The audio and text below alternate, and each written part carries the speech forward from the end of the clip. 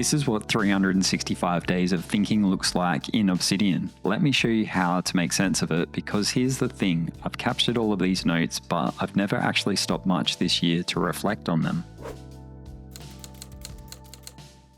So here I am inside of my Obsidian vault. On the left-hand side, I have my 2025 index page, and I've just listed some links from January through to December. Below that, I have a base, which is showing all the notes I created from 2025. So you can see I've got 1,447 results. Under the filter, these are just showing created time on or after the 1st of January this year. So today is the 21st of December 2025. So it's showing every note that I've created from the 1st of January until today. Now you can see that that is a pretty long scroll to have a look at all of those notes. And over on the right hand side, I have a local graph view here with everything linking back to 2025. Now, just looking at that local graph view, I could probably guess that there's a few notes missing from the 1,400 results here. So I'll talk about why that is now. So if we just have a look in January here, we can bring up the January notes. So we've got 47 results there. So let's pull up a note that I created, which we'll choose this one here, which is in cards concepts. So 6 unsolvable life problems. So we'll have a look at the YAML properties on that one. So we've got our January date added here,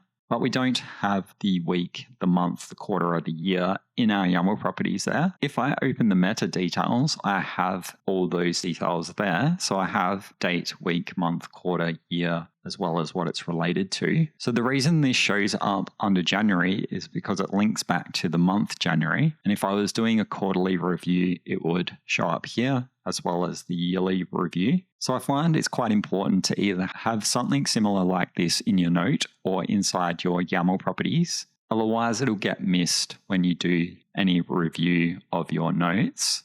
So if we have a look at this note, we can see that it's linking to the second week of January. We've got the month January here. It was created in Q1.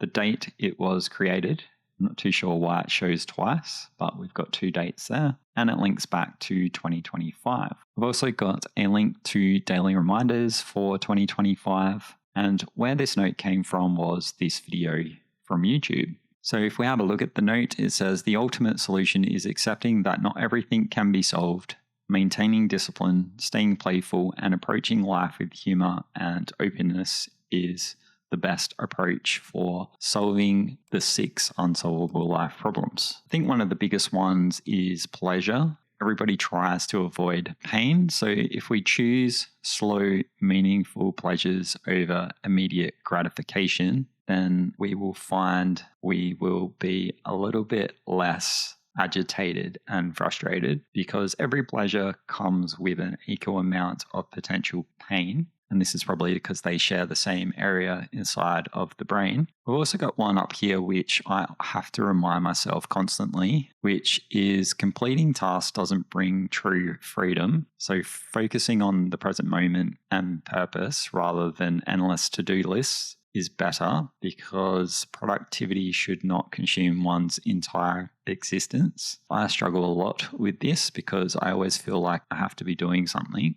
which leads into insecurities. You try to eliminate your insecurity by being productive, by seeking external validation, but it's not a long-term solution. So we would be better to accept our insecurities as part of our character. I would also put avoidance here, because you need to be exposed to things that you're uncomfortable with in order to get over any anxieties you have about them. Problems I don't really struggle with. I think problems are a natural part of existence. So trying to eliminate all of them is not possible, because you always find another problem. So that's just one note from January. And we can also go back to our workspace by just going here, and that will take us back to our parent. So then we can go into February and have a look at our February notes here. You can see I've got one here on techno-feudalism. So this is a book note that I took from Blinkist. So you can see I've got a quote there, a couple of quotes actually, and some dot points about techno-feudalism. Still got my meta details there, which is why they show up in my review. If I didn't have them there, I'd put them up here in my YAML properties. So we have a look at March. And we zoom into our March. You can see we've got a lot of AI content here. So everything I learned about AI agents. We've got some home lab notes. What is retrieval augmented generation? Self-hosting tailscale. Got a couple of PowerShell scripts there. So that was mostly a tech month by the looks of it. So you can see that that's quite useful for flashing out notes throughout the year. But what about finding these other results here that are not listed in the local graph view here because they're not linked to 2025? What I can do is I can close this view. I would either use my ribbon shortcut here, open graph view, or Control G. So that's going to bring up all of my Obsidian notes. You can see I've got quite a few there. So I don't want to see everything from 2024 or 2023. So what I can do is come up here and just type in 2025. So you can see already that I've got the original 2025 local graph view here, but we've got a lot of notes on the outer perimeter here that are not linked specifically to 2025. Now, I know as well that I've also got other notes that I've created that I haven't linked to 2025. And these are known as orphans. So I can toggle orphans, and now you can see all the notes that I created on the outer rim here, which weren't linked to 2025. We can see I've got quite a few notes here that are just sitting on their own and they haven't been linked to a month. So we can have a look here, Reddit analysis, Obsidian Reddit, N8N workflow. So you can see under the properties here, I've got the date added, but I don't have the week, the month, the quarter, or the year. So I would need to add month and then type in November 2025 in order for it to show up in my November 25 base view. So that's one of my goal systems for 2026 is to ensure that all my notes have a link back to the year, the quarter, the month, and the week. So that way I don't have all these orphans sitting out here on the perimeter. You can see I've got one here, The Laws of Human Nature by Robert Greene. I do have the date there, 2025, but I don't have any meta details linking it to June, and I don't know what week it was created. I've got some broken topics there that need fixing. It was a good note, but I didn't actually pay attention to putting in the YAML properties or the meta details. So that's why it became an orphan out here on the perimeter. And you can see I've done that quite a bit. I've got a lot of notes out here, which I really could have linked a lot better. Not to worry, it's fine. They're still there, so I can still find them through filtering 2025. And I do have my tags as well. So if I'm looking for something in particular, I can always use my tags.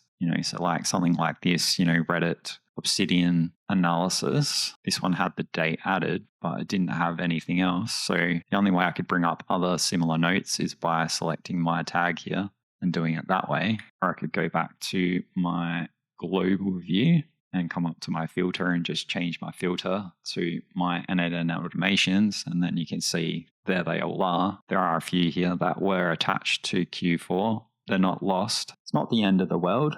I can still find them all here, but there's no way to link them to September, August, October to give me a snapshot of when they were created unless I go fix those meta details in those templates. So speaking of templates, let's jump into my template directory. You can see that I've got 73 templates inside of my Obsidian Vault.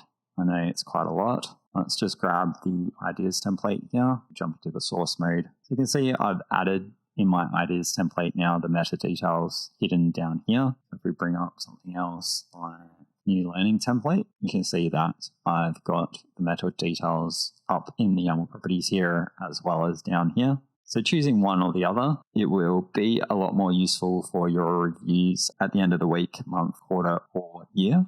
There's one other method I use for reflection, and it's based on my Obsidian LifeOS Vault. It uses cycles and reviews. So to access it in my Obsidian Vault, I just go down to my workspaces and select cycles and reviews. Creates a space to enter and review my daily journals, weeks, months, quarters, years, achievements, disappointments, daily habits, and goal outcomes. So each level gives me a different lens on my notes. So I'm not going to dig into my personal journals here.